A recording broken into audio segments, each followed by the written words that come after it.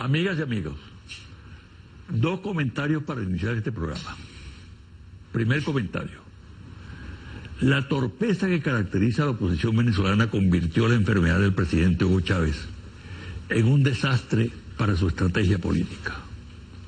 Difícilmente encontraremos en la historia del país un episodio más revelador de la incapacidad orgánica de un movimiento político para asumir la realidad. La razón de lo que ocurrió por estos días está, en primer lugar, vinculado al odio con que trabaja la oposición. Odio que ciega, que confunde y conduce directamente al error. Y luego, a ese desprecio absoluto por la verdad que practica la oposición. Un movimiento político que mezcle odio con desprecio a la verdad está condenado eternamente al fracaso. Tal y como le viene ocurriendo al que se conformó en Venezuela para enfrentar a Chávez a partir de 1999. Lo confirma la actitud adoptada por ese sector ante la enfermedad de un ser humano que siempre debe suscitar respeto y consideración. Más aún si se trata de una persona que por su conducta y sus luchas reúne a su alrededor el fervor de un pueblo. En tal circunstancia, lo indicado es actuar con prudencia, pero la oposición optó por ensañarse en el enfermo, en su familia, en sus compañeros y apostar a la muerte, motivo por el cual dudó de los boletines oficiales y asumió las versiones necrofílicas puestas a circular por energúmenos. La irracionalidad que se apoderó de la oposición rechazaba cualquier consideración humana del caso. Por eso la burla ante el testimonio fotográfico donde Chávez aparece con sus dos hijas. Y por eso la inmensa sorpresa que le provocó el retorno del jefe del Estado la madrugada del pasado lunes 18.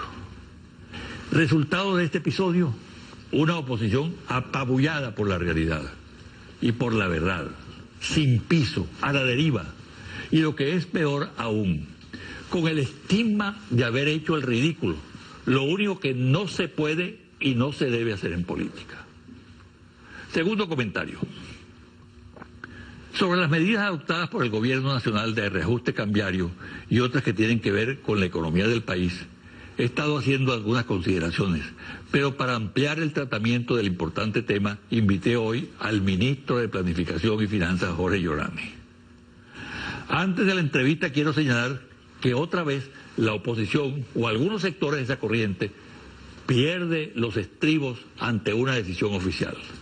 Arremete cayendo en contradicciones. Por ejemplo, durante mucho tiempo ese sector exigía a las autoridades la devaluación, clamaba por ella como medida salvadora e inaplazable. Pero cuando el gobierno decreta un reajuste del bolívar y ubica el cambio en 6.30 en vez de 4.30, arma entonces el escándalo. Por otra parte, se desgañita hablando de que la medida desatará la inflación en el país. Por cierto, un pronóstico que constantemente hacen quienes se equivocan al vaticinar una inflación que dobla o triplica la que en realidad ocurre. Desde luego que con el revuelo que crea esa actitud de la oposición y las campañas mediáticas, lo que logran lamentablemente es estimular la especulación. Cualquier observador podría afirmar que existe estrecha conexión entre el mensaje apocalíptico de la oposición en materia de precios y quienes manipulan los precios y logran con ello grandes beneficios. Lo cierto es que el paso dado por el gobierno no afecta a la seguridad social, ni impide el acceso de los venezolanos a los recursos necesarios para mejorar la calidad de vida. La medida se orienta a corregir desequilibrios, a hacer los reajustes que imponen la situación mundial y las exigencias de una economía como la venezolana en proceso de expansión y sobre todo reducir y controlar derroches. Se trata de mejorar, en lo que al dólar se refiere, el control de los organismos públicos que asignan las divisas, la coordinación de estos para verificar su adecuado uso, controlar las operaciones de carácter financiero para evitar desviaciones que perturben. Por eso, la importancia de crear el organismo superior de optimización del sistema cambiario, que ya comenzó a funcionar. Y lo más importante, producir más e impulsar aquellas decisiones que facilitan la exportación de nuestros productos.